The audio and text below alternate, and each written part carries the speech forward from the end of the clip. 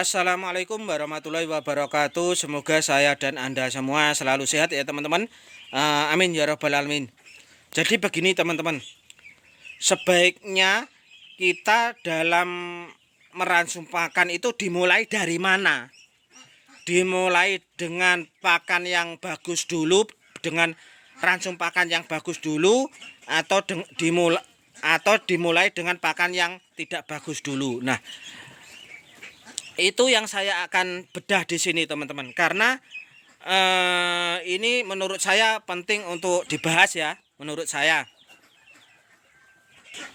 memang ya teman-teman, dalam meracik sebuah pakan itu tidak mudah ya, tidak mudah. Apalagi keadaan sekarang, pakan naik, harga bahan pakan naik, harga kebi naik, harga bekatul naik, harga tepung kentaki naik. Itu sedikit banyak juga membuat kita peternak itu merasa sulit untuk menciptakan sebuah pakan yang bagus ya teman-teman, kalau keadaannya seperti ini.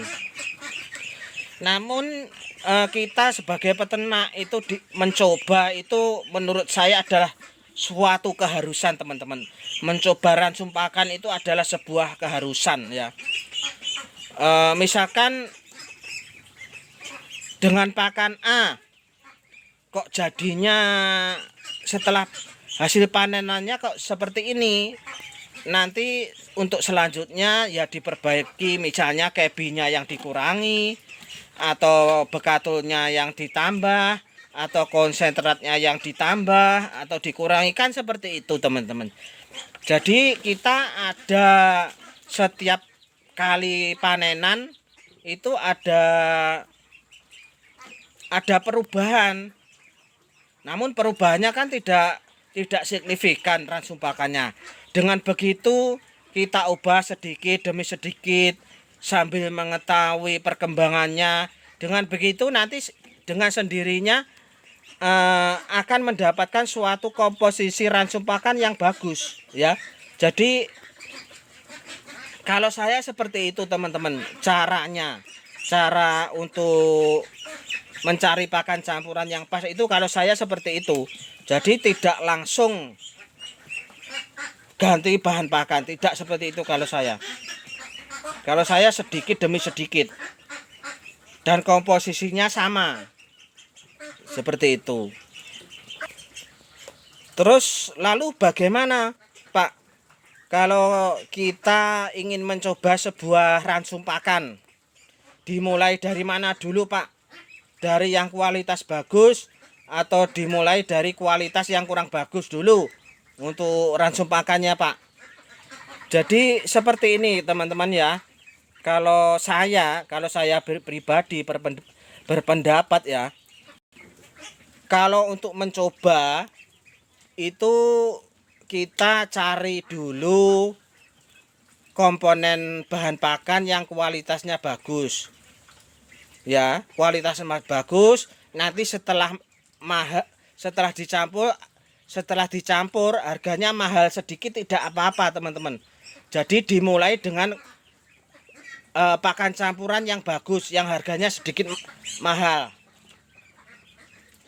Kalau saya seperti itu memulainya. Jadi kalau saya pakan itu kalau untuk mencoba itu kita buat dulu pakan yang bagus, yang sedikit mahal.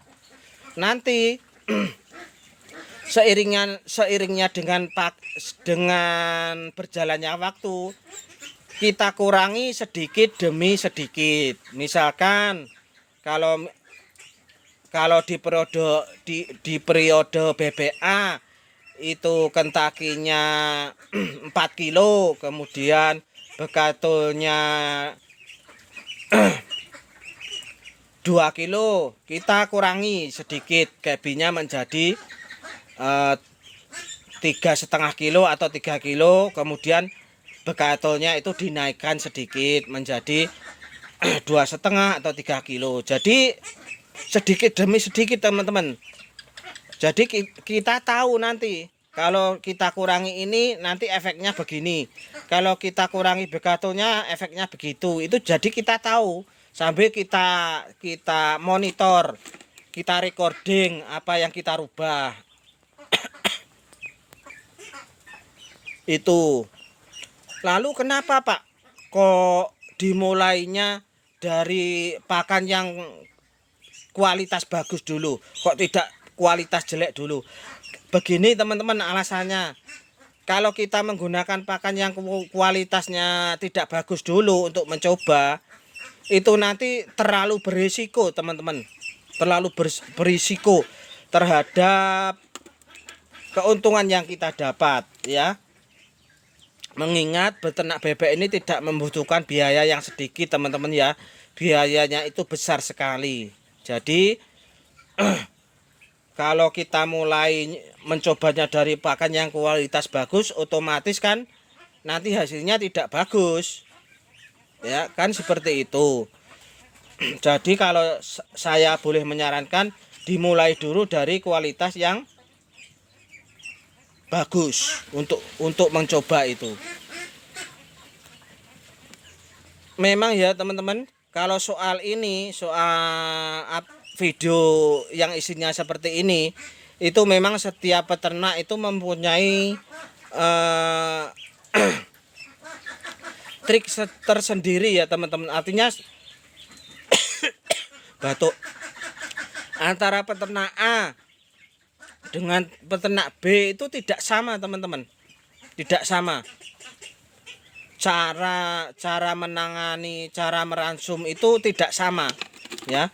Jadi teman-teman nanti pasti galau, apakah menggunakan metode ini, apakah menggunakan metode itu. Jadi dicari saja menurut angan-angan teman-teman yang terbaik, yang bagaimana. Kalau tidak baik ya jangan digunakan, seperti itu aja. Artinya kita harus pandai-pandai menyaring sebuah informasi teman-teman. Jangan sebuah informasi itu jangan ditelan mentah-mentah saja. Jadi disaring kira-kira yang cocok di kandang teman-teman semua itu yang mana, bahannya yang paling mudah didapat di sekitar teman-teman semua itu bahan yang mana. Jadi begitu, jangan sampai nanti misalkan saya menyarankan kebi, kemudian di daerah teman-teman semua tidak ada kebi ya, itu kan kalau memaksakan seperti itu kan teman-teman sendiri nanti yang kerepotan mencari bahan. Makanya saran saya disesuaikan bahan yang mudah didapat, kemudian informasinya dari berbagai channel itu disaring. Kira-kira mana yang tepat dan mudah bahan pakannya untuk diterapkan di daerah teman-teman semua, di kandang teman-teman semua. Assalamualaikum warahmatullahi wabarakatuh.